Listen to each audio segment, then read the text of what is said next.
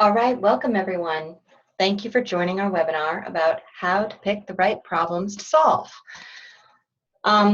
We've assembled a few different types of resources for you today, and there's going to be an opportunity to ask questions at the end, and we really want that portion of the presentation to be a lively discussion. So please be thinking of your questions as we go through the content here.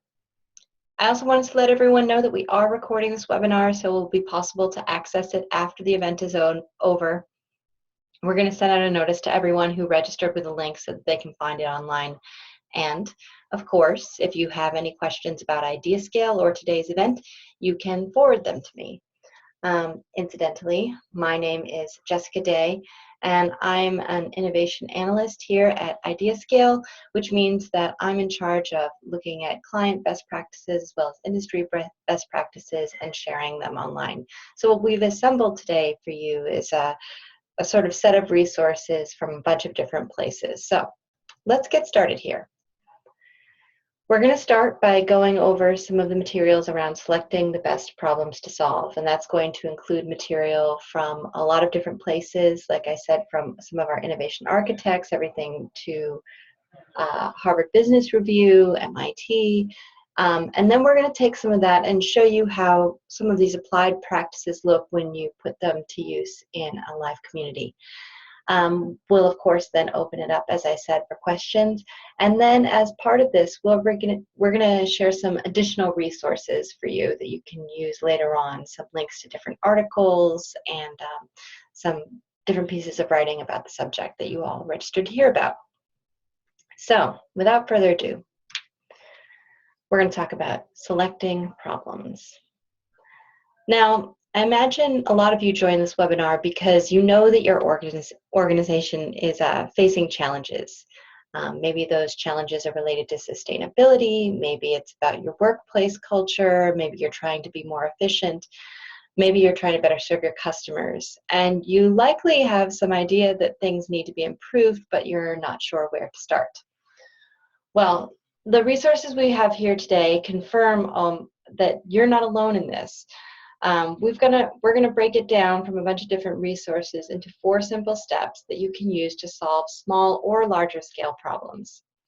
But if you feel like this, I just wanted you to know that you're not alone. It turns out that 85% of executives say that problem diagnosis is not their strong suit.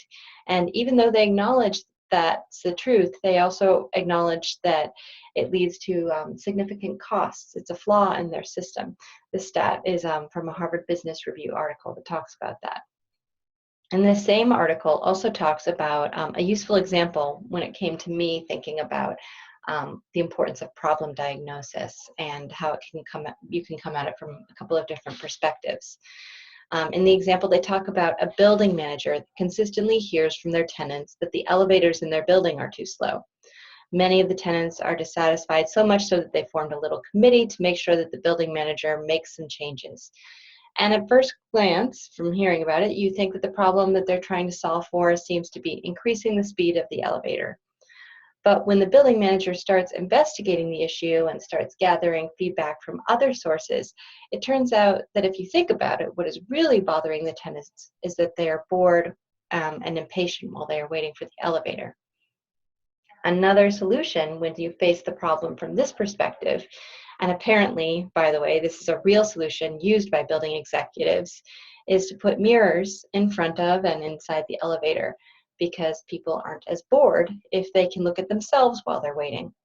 Another option was music, and both options are more efficient and less costly and still solve the problem. But of course, to get to that additional insight takes time and additional feedback from those other sources. This might be, of course, why Albert Einstein famously said that if he only had an hour to solve a problem, he'd spend 55 minutes thinking about the problem and only 5 minutes thinking about the solution. So before trying to solve anything, we encourage you to really take that time. Actually, in Adam Grant's Originals book, he talks about how procrastinating can actually be a creativity tool for solving problems. And he points out that when people start working on an assignment or a solution immediately after they hear about it, they stop being open to new ideas or viewpoints as their work progresses. So additional insights or new ways of thinking get ignored. And even if they do find a new way to address the problem, they don't incorporate it because they've already put so much into the solution that they started working on immediately. And a lot of executives are built this way, and not in a bad way. It's because they're action oriented. They want to deliver results right away. They want to start delivering solutions, but the issue is that they are not always finding the best solution for a problem because they don't spend enough time digging deeper into their issues. Not that I'd like to encourage all of you to start procrastinating, but to start to take more time to meaningfully think about the problem before you try to solve it. So, this is how you're going to get started. It's a pretty straightforward process that sets you up to start seeking solutions. The first step asks you to review your existing information and get a variety of viewpoints engaged to assess a problem and its causes. Then, as you set about stating the problem, you're going to want to start with the reasons that you're solving it in the first place. Good problems should always have a way to evaluate the success of their solutions, which is why you're going to want to find a way to quantify success and that gap between where you are and where you want to be. And finally, there are a lot of different types of solutions to problems, so you're going to have to set some expectations about the problem that you're looking to solve. Are you looking for ideas that are for incremental change, or ideas that are totally transformational, going to set your company on a new path? Do you want something that solves a problem just for one group, or something that's going to solve the problem globally? So let's get into this a little bit with some more techniques and nuance in each of these steps. So let's start by what sorts of existing information you have. Are we talking about feedback, or are we talking about tracking emerging themes? Where are you getting your information, and how can you sort through it in greater detail? Where are you picking up from your cues from currently, and then where can you bring that information in order to get some additional data? Our chief innovation architect here at IdeaScale, Hans Dries, actually says a good starting point is to think of your organization's worst possible nightmare and then work backwards from there. He uses the example of taxi companies that could have extrapolated out from new technology trends the rise of Uber. Certainly, Uber is doing that now, anticipating the autonomous vehicle movement and investing lots of research and development dollars in autonomous vehicles. But this trend, of course, is a great example. It's going to impact much more than the automotive industry. Here's something I learned when I was preparing for this webinar. New York City took in $1.9 billion in funding from parking violations last year. In fact, one researcher said that 23% of general revenue to local governments comes from charges and fees like parking fees. I know that San Francisco has certainly taken a share of my budget. But what happens in the age of autonomous vehicles when cars can just drop off their owners and then return home and park in their garage without incurring any parking violations throughout the day? How is the government going to prepare for that sizable drop in revenue? So if you're looking at long-term planning, it's a really good idea to look at some emerging trends and think about how they relate to you. Let's look at another example here. Another thing might be the Internet of Things. One really mind-blowing stat for me was that in 2008, the number of things connected to the internet exceeded the number of people on Earth. So if you're a product company, are you thinking about how your dog collar or your scented candle is going to be connected to the internet? Have you started building apps to manage and track these things? So this is another potential future scenario to consider. Or what about the 3D printing trend? Right now, its applications are mostly for industrial usage, like ways to work with plastics and metal. But what happens when consumers have their own 3D printers and they no longer need to go to resellers to buy products and can simply just download recipes and print those things at home? Does this change the business that consumer packaged goods companies are in? All of these, by the way, come from our Emerging Trends infographic that you can find on our website, and that's one of the things that's going to be included in the packet of resources that we follow up with later. But another key component of this information gathering stage is to then take whatever information that it is that you're looking at, whether it's the emerging trends or your feedback, and get a diversity of inputs from different parts of the organization, from different types of people, different roles, Bring in outsiders and find out how they're thinking about it as well. And then start writing these problems down, trying to get some buy-in as you do about what the problem actually is.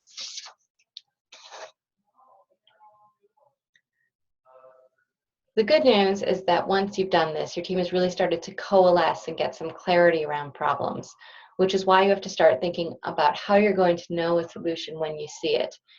So it's important to start with some quantifiable metrics so that you can recognize solutions when they arrive.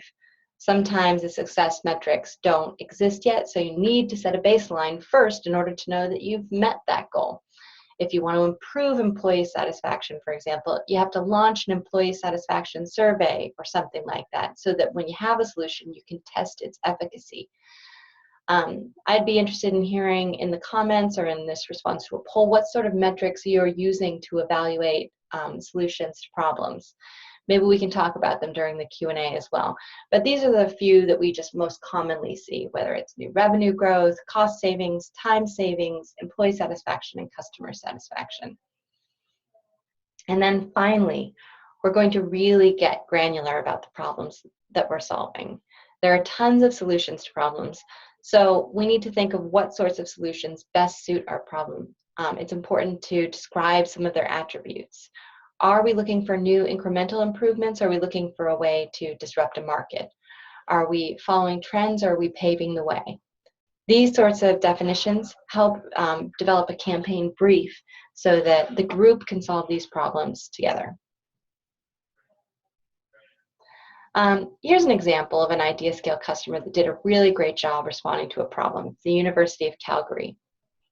The University of Calgary is a public research university located in Canada. They were founded in 1966. They've got more than 30,000 students. They have 85 research institutes, tons of alumni, and it's one of the top universities in Canada. But like many universities, it relies on a certain degree of government funding in order to stay around.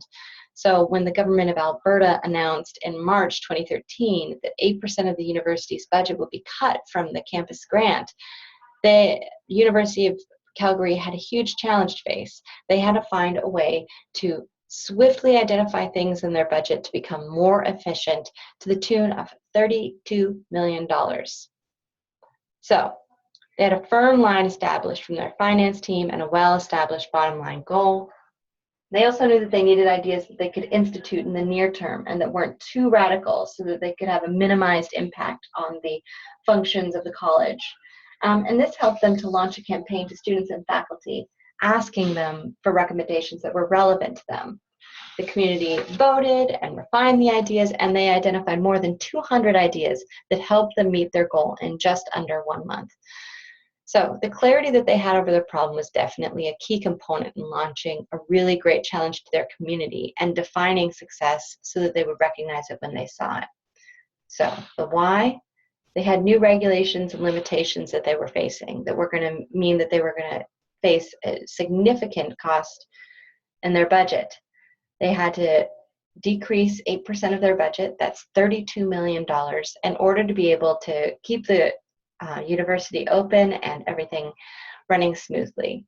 And they also knew that the types of ideas that they were looking for were those short-term ideas that they could institute really quickly, that were incremental, more about their core business, so that they could rapidly iterate on them and implement them as quickly as possible. So let's just review really quickly. You're going to assemble all of your existing inputs. You're going to look at that information, get feedback from many different places, put it in writing, and refine it. You're going to try to get to the base of the problem that you're really trying to solve so that you know why you're solving it. And then to help plan for successful solutions, you're going to quantify what success looks like and get as specific as you can about what sorts of ideas will be implemented. And this helps get problem clarity and solution clarity later. I was just going to mention this study by research published in the MIT Sloan journal. The paper authors talked about a really good problem statement has 5 essential qualities. It references something back that the organization cares about and connects that element to a clear and specific goal. It contains a really great articulation of the gap between the current state and the goal. The key variables, that's the target or the current state, the gap, they are quantifiable. And the problem statement doesn't at all do anything to present possible diagnoses or solutions. And it stays small enough in scope that you can tackle it quickly. And the rest of that paper talks about narrowing the scope of larger scale problems to make them easier to manage so that even transformational programs have a manageable starting point. One of the reasons they created these guidelines is because they found 4 common problem areas where problem definitions go wrong most commonly: not formulating the problem at all, using the problem statement to diagnose, not defining a gap, and that the problem is often too big to be solved. So let's just see what this looks like in a live IdeaScale community. I'm going to navigate over here to one of our test communities.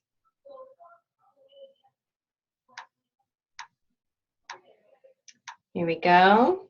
So here is our company, PhoneCo. This is, of course, a phony PhoneCo. We're just using it as an example, but in our demo community here, we try and utilize innovation best practices.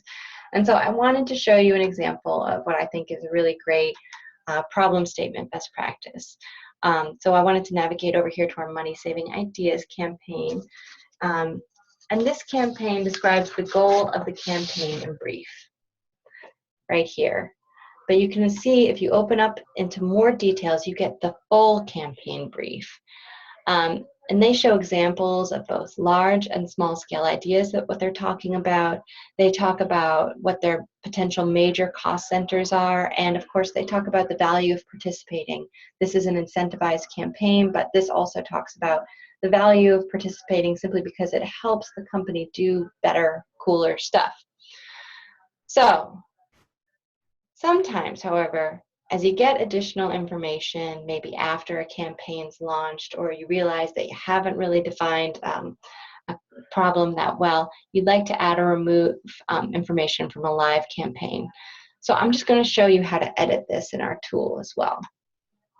So if we go into the back, into the community settings, engagement, into the campaigns, we can go down here to the same campaign. I can show you where you can edit it.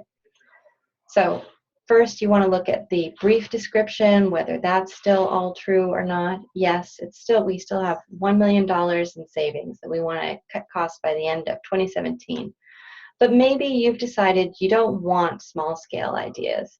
So you go to the example ideas that they have, and you take out the one that mentions small scale ideas. So you can edit a lot of things, of course, in the campaign settings. You can change the entire process. You can look at how ideas are moderated. But in terms of process, some of those other things, that's for another webinar. But that just gives you a brief idea of what it looks like in a real community that's trying to solve problems with the help of the crowd. So I just wanted to mention one more thing before we open everything up for questions and answers. The Harvard Business Review has talked about innovating across multiple horizons. So in this large-scale study that they conducted about innovation, they found that there were 3 essential innovation horizons. You could work on core innovation, you could work on adjacent innovation, or transformational innovation. And they found that for the most part, organizations are working on core innovation, like simple incremental changes that keep a company at pace with their competitors. But I think that what's startling here is that the return on that investment is directly inverse. Organizations get about a 10% return on core innovation, and it's only for those successful, bigger bets that you start to get the 70% returns. So for you first-time innovators, we often make this recommendation. Start by working on some core changes in the first 6 months or a year when you're trying to prove value. Use those campaigns to gain some credibility, enact some positive change, and get a 10% return. But what we recommend you use that 10% return on in the next 6 months or a year is we want you to reinvest them in some adjacent and transformational change to start doing bigger and better things. The Global Innovation Management Institute actually put together some really good shorthand for what constitutes a disruptive idea or a transformational change, and I'll share that as well in our resources, but we won't get into that today. It's just something to think about as you are thinking about the maturity of your innovation program and the types of problems that you want to solve. So I think that's it. I'd love to start opening it up to some questions now. You've got my contact information down there in the right-hand corner of the screen, but let's get some questions going.